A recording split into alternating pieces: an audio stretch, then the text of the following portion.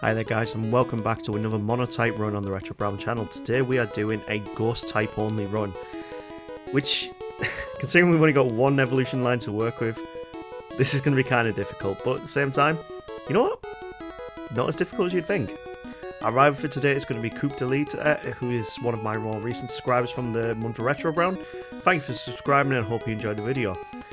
So yeah, we only have the ghastly line to work with in this video, and because I don't do in-game evolutions where you have to trade them, yeah, we can only actually use 2 of the line, which makes this quite difficult because that means we've only got a ghastly and a haunted to work with. But in the same vein, we've recently done a ghastly run on my channel where ghastly soloed the game, and honestly it was phenomenal. So this is actually going to be a lot easier than a lot of people might think. The main thing is just kind of trying to keep under that level cap, surprisingly. Ghastly starts off with some fantastic moves, and the main one of that is going to be Nightshade. And that move, it does damage equal to whatever your level is. So here we are doing 5 damage against this Charmander, and because he doesn't have any moves that can hit us, it's an extremely easy fight. And that's going to be the same case in Brock's gym, so we're actually going to run straight there, low level as we can, and just work our way through the gym. None of his Pokemon can hit us, apart from the Onix if he uses Bide. But if he does use Bide, we've got other moves that we can use in the meantime that mean we're not actually going to get hit. But we take a very, very easy win against Brock, and the level cap now goes up to 21, which of course is Misty's Starmie level. And the main thing to think about when you're doing a Ghost type mono run is your PP management, because Nightshade doesn't have all too much, and Lick doesn't hit every single type of Pokemon, so you have to pick and choose which moves you use and when. Lick does manage to hit this Caterpie because of the bug type, but yeah, like, Gen 1 Ghost typing is completely broken. It should be super effective against Psychics, but it really isn't. And you're going to see in these couple of fights, we're really starting to get close to that level, like that level cap of each gym. Now, we don't really want to be anywhere near close to that when we go against Misty, but we also kind of have to be, because a Pokemon hit hard with water type moves. And in this fight against Staryu, it's going to take 3 Nightshades to take out just the Staryu, and we don't even get 1 hit on the Starmie. So we're going to have to use different moves here. We're going to have to use Nightshade, and then we're going to have to switch to Confuse Ray.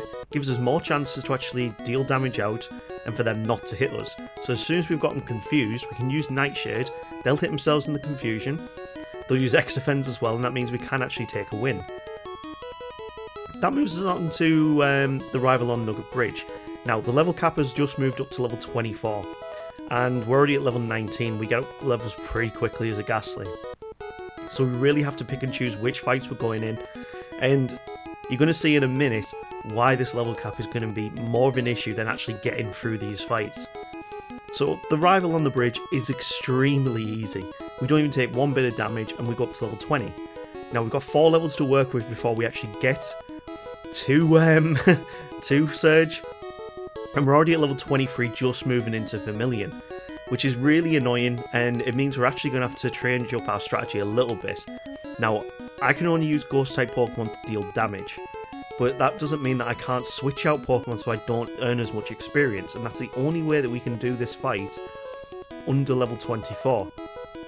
In the Surge fight, we actually can go up to the next level, but we have to be at that level cap when we start the fight. That's the point of it. But the main thing is, if I don't switch out into other Pokemon in my party, I mean, we lose against Kadabra here, but I would actually earn enough experience points to go up to level 25 before fighting Surge, so we have to switch out Pokemon and then switch them back in as soon as we can. We don't allow them to take damage or to actually deal any damage.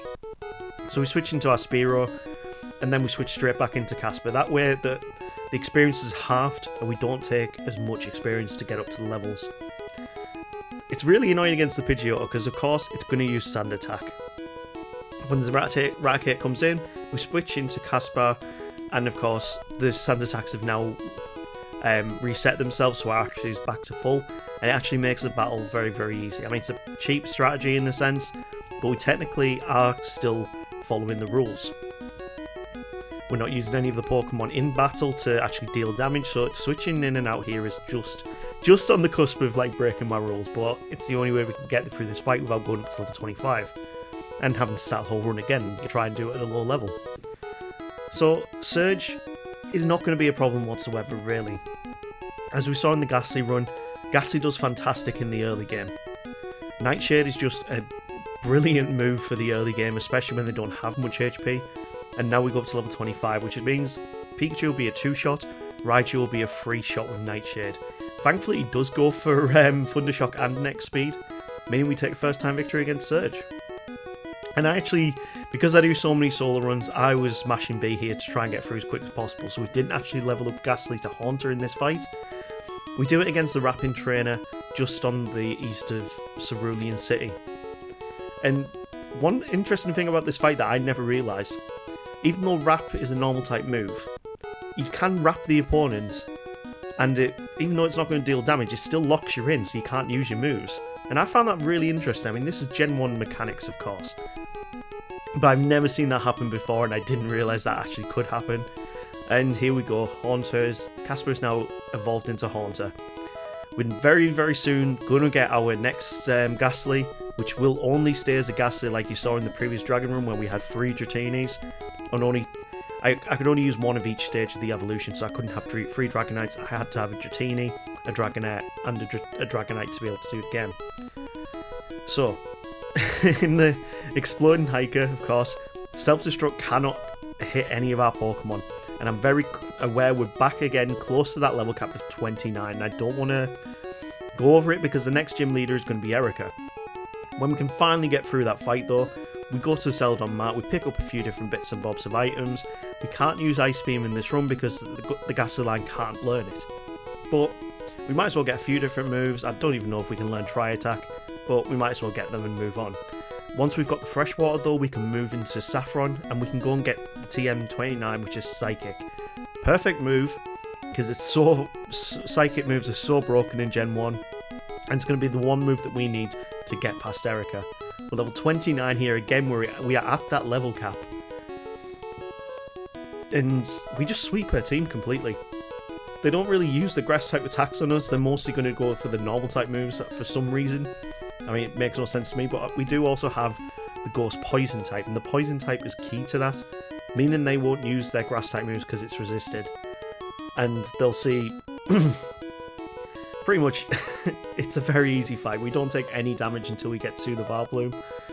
And I'm trying to conserve my Psychic PP by using Lick, which means we take quite a bit of time to take down the Tangela. We're going to use Confuse Ray, see if it can deal some damage to itself, but pretty much we're just going to lick our way through this fight and get the Vileplume out, where we can use a couple more Psychics and take the easy win.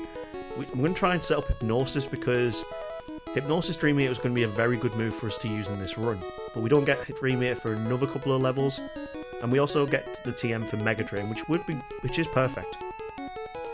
Now we've beaten Erica, the level cap has gone to level 43, meaning we don't have to be as careful with our experience management here. I mean, we are level 33 going into the Giovanni fight, but he is an absolute pushover, and we move on. We get the Silph Scope, and that means we can go finally to Lavender Tower, beat the rival, and get our second Pokemon of the run. Considering we've got Psychic on our moveset, this is a very easy fight, but it's in this fight that I realised that we're going to have a big problem later down the line with Execute. More just for how much damage we can deal out to it. We need to keep it asleep, we need to try and confuse it so it deals damage to itself, but in the end, Psychic has a chance to lower special, so it's actually worth our time using it. Gyarados, it's not really going to be a problem. When we get our Ghastly, we're actually going to teach Electric-type moves to it so that the Gyarados can be covered. And the main reason why I've chosen Charmander for the rival's Pokemon, pretty much is just because, apart from Thunderbolt, I really don't have any super effective moves against Charizard right at the end. We do lose that initial fight because the Kadabra did a big confusion on us, and I learned from that fight that means this time we're just going to go straight for Psychic against the Execute. We'll get it confused once, it deals damage to itself, gives us an opportunity to use Psychic, and we're against the Gyarados again, which goes down to just one Psychic. I mean, we are 12 levels above it, kind of obvious that that's going to happen. Mainly, the Kadabra is going to be the biggest hurdle in this entire run. His Kadabra, his Alakazam, because it will use super effective Psychics and Psybeams against us, which we are weak to. I think we might actually be quad weak to it, considering Considering Gen 1 mechanics, I think Ghost actually is weak to Psychic in Gen 1. But either way, it's the poison type that is a real problem. We win the fight and we can move through to actually getting our Ghastly. And he takes a little while to get in the ball. It's really kind of annoying. Like, really is kind of annoying. So we're going to use Lick, get its HP down. It goes down to very minimal health. And we might actually lose here if we didn't catch it. And we have added our second Ghastly to the team. So I'm actually going to call this one Slimer, as in, we're going with the Ghost name theme. So this one's from Ghostbusters, if you remember the green ghost from that. And we have Casper and Slimer on our team. So once we've picked up Ghastly, we're going to move on to go against Future City and Koga. But before that, we have the Snorlax, and I actually opt to go against it and fight it this time, because we need some experience on Slimer, otherwise he's going to fall behind.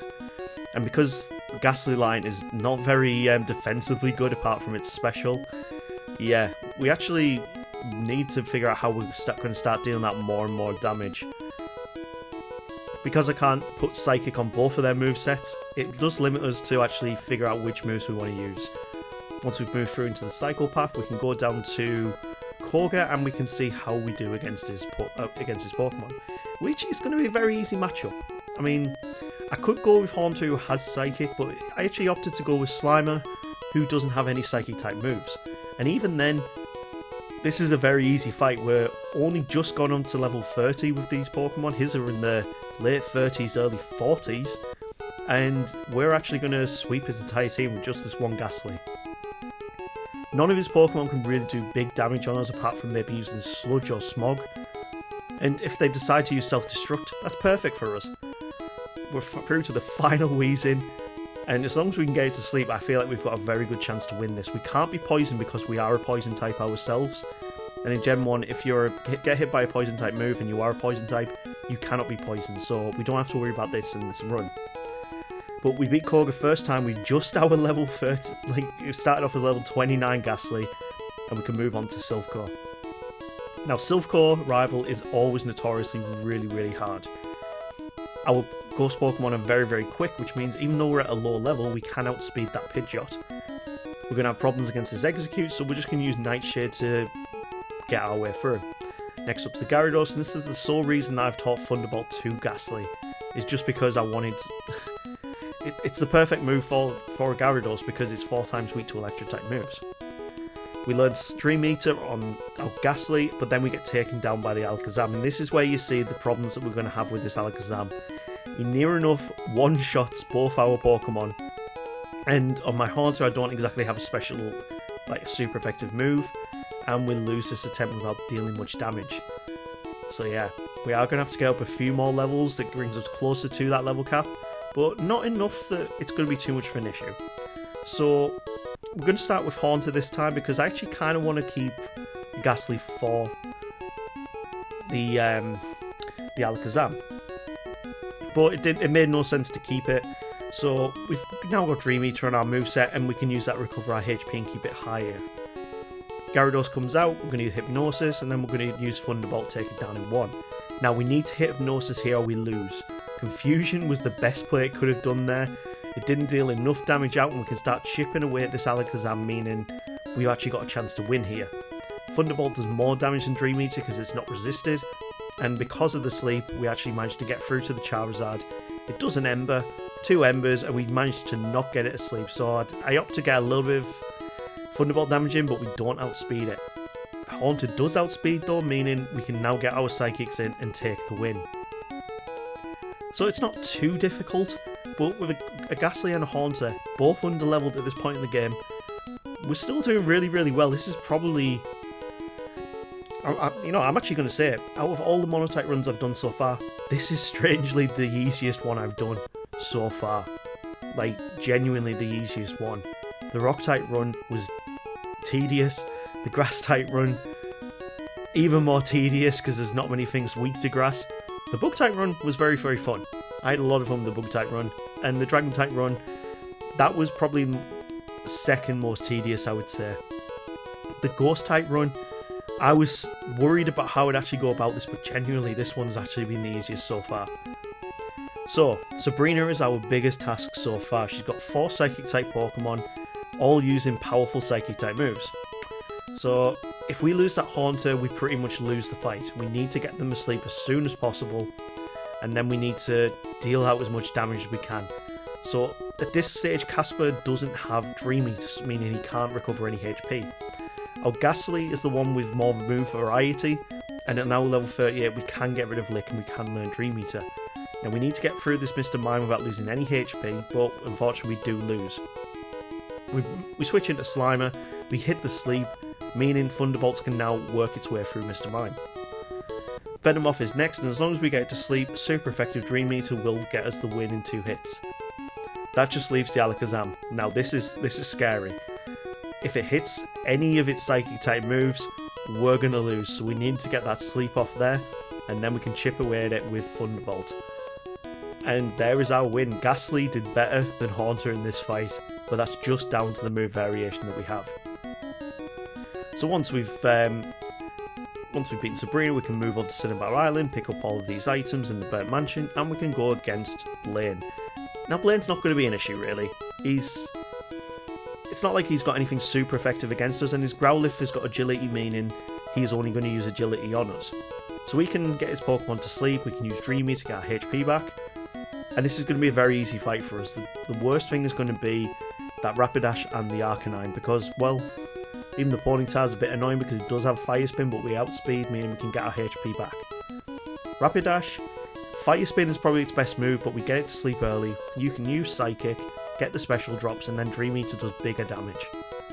That brings us on to the Arcanine. Now we're at level 39 here with our Ghastly going against a level 47 Arcanine. And if he had good AI, where he could actually think about his moves a bit more, yeah, he actually might do good against us, but as soon as we get him to sleep, Dream Eater will do big damage, and because we're fast Pokemon, we get a lot of critical hits, meaning 3 Dream Eaters take out the Arcanine. And that's 7 gym badges. Now, considering Giovanni's not been a bit of a pushover this entire run, you would have thought he'd be quite easy. Well, that all comes down to just one Pokemon which completely changes the dynamic of his team, and that is this Dugtrio, which is extremely fast and it hits extremely hard with Dig. And we have no counter to this at this level, we need more speed. So the only thing we can do here, we can level up, and we are still well within that level cap. Psychic will do big damage on the Rhyhorn because it's got a terrible special, and now we can finally outspeed the Dugtrio and use Psychic to take it down. Nidoqueen and Nidoking are both extremely easy because considering they're weak to Psychic. And that just leaves the Rhydon at the end. So the Rhydon, the only move you'd have to really be worried about is Fissure. And to be fair, we outspeed, meaning Fissure will never hit us. So as long as you can take out the Dugtrio, this becomes one of the easiest fights in the entire game. And that brings us on to the rival just to the west of Viridian one more time. Coop, it's time for you to give me another challenge. So we're level 46 here, the level cap is level 56, which is Lorelei's level. And pretty much Sleep and Dream Eater is a perfect combination for a lot of our Pokemon. We can keep our HP up, we don't take too much damage, and of course Execute's going to be kind of annoying. It does no Leech Seed in this fight, and I actually opt to switch out to get rid of the Leech Seed in a bit.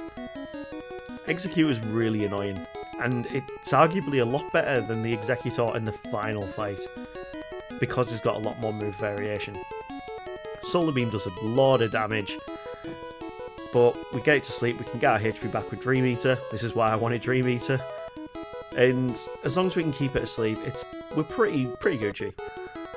We can keep our HP up, and annoyingly we get Leech Seeded again. Gyarados is next. I'm going to opt to stay in. Leech Seed doesn't do any damage if you take him out in one. And that brings us into the Alakazam. We're going to try and get Hypnosis off, but a Psychic does hit through, meaning it's all down to Casper. And yeah, Psychic does a lot of damage. So I'm not too sure what we're going to do differently here, unless maybe we need another level or two. So Slimer's going to go in this time. I feel like the strategy was right here, but maybe starting off with Slimer it will be a better scenario. Mega Drain will take out the Rhyhorn in one. It's quad weak to grass type moves. And once we've got the Execute asleep, we're going to use Thunderbolt and just chip away at the Execute. So we don't actually get seeded this time round. And Dragon Rage does big damage. Okay. Slimer's probably going to go down to Alakazam here.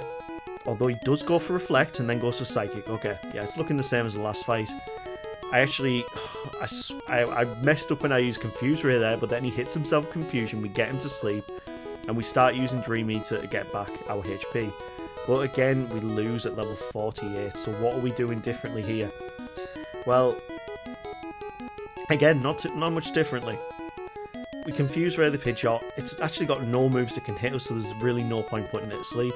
We switch it to Slimer, we hit the Mega Drain, and then we stay in with Slimer to see if we can Dream Eater this Execute down.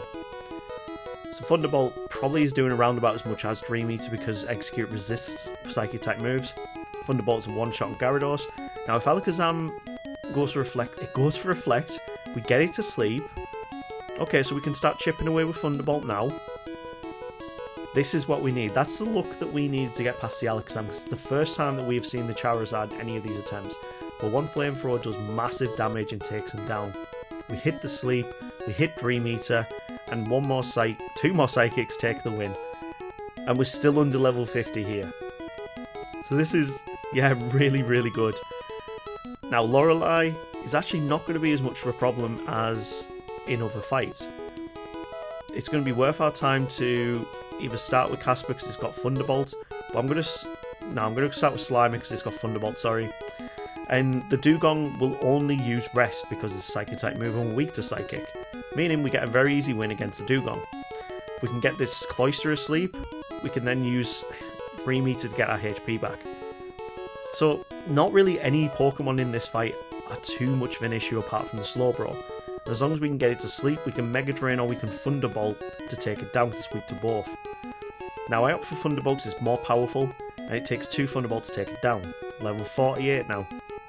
Hypnosis, we do manage to get it on the Jinx, but yeah, that Ice Punch is very powerful and it's just woken up, so I'm going to switch into Casper, who gets frozen.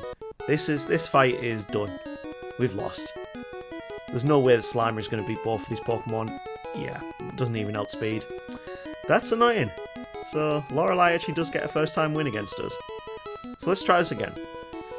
We're going to get the Dugong to sleep, Thunderbolt our way through, and we're still not even level 50 going against the Elite Four.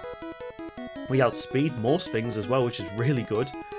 And yeah, as long as we can get our Slowbro sleep, we can do pretty good damage, but it sets up a lot of amnesias. Thankfully, we do get a lot of crits, which bypass any stat increases, and we're onto the Jinx. Now, Ice Punch doesn't... It gets us down to 18 HP, but we finally get it to sleep, and it stays asleep this time. I mean, we can get our HP back, and even when it wakes up, we'll have enough HP to tank one more Ice Punch. It doesn't wake up by that point. We outspeed the Lapras, and it only goes for Confuse Ray here, because it's a Ghost type move, and the AI suggests that is more powerful. We get it to sleep, we use Mega Drain, it's not doing enough, so I'm going to go for Dream Eater. And yeah, this becomes a very easy fight once you get the RNG right, which of course would make every fight easy if you could get the RNG right. That means we can move on to Bruno, who is going to be so easy. So easy. We Psychic, 1 Pokemon down. 2 Psychics, 2 Pokemon down. 3 Psychics, 3 Pokemon down. 4 Psychics, 5 Pokemon down. No, I've got that wrong there. I can't do math today. Either way, we take the win, and Bruno is a whitewash. We've only just hit level 50 here, and the level cap is at level 60. And genuinely, this try was only a test run to see how far I could get, and I didn't realize I would get as far as I would. We outspeed the Golbat and hit the Hypnosis, meaning Dream Eaters can get our HP back. We're back at full HP, and 2 of our Pokemon have gone down. Psychic does not take out the Haunter, and we get a special drop, I think, on the Haunter. Arbok is next. We're going to put it to sleep, but we are confused. So I want to get some HP back with Dream Eater, and we're not confused anymore. Perfect scenario. We're back at full HP, and we're onto the Gengar. Caspar is just tearing through her team. Dream Eater does half damage, she stays asleep, and we take another win without losing any HP. Meaning the level cap is now level 62, and our biggest fight today is up next with Lance. 2 Ghost Pokemon, barely reaching level 50, Can we beat his 5 dragons? So, we actually outspeed the Gyarados and take it down in 1. Dragonair is next, and we hit the Hypnosis. They're really only going to go for Agility because Lance has got good AI, meaning that he sees that we're weak to Psychic-type moves, and that means it's all he's going to use. So, we might actually sweep this entire fight with just our level 49 Ghastly. As long as we can get him to sleep, we can use Dream Eater, and it takes us age to hit Hypnosis there, and then they wake up straight away. When it finally stays asleep, we can Dream Eater our way through, or just use Thunderbolt. I got a bit bored, so I just started using Thunderbolt. And we're on to full restore. Are you kidding me? I hate those retroactive full restores. Either way, we're on to the Aerodactyl, who is the scariest Pokemon in his entire team. If we did not get him to sleep there, we'd have lost.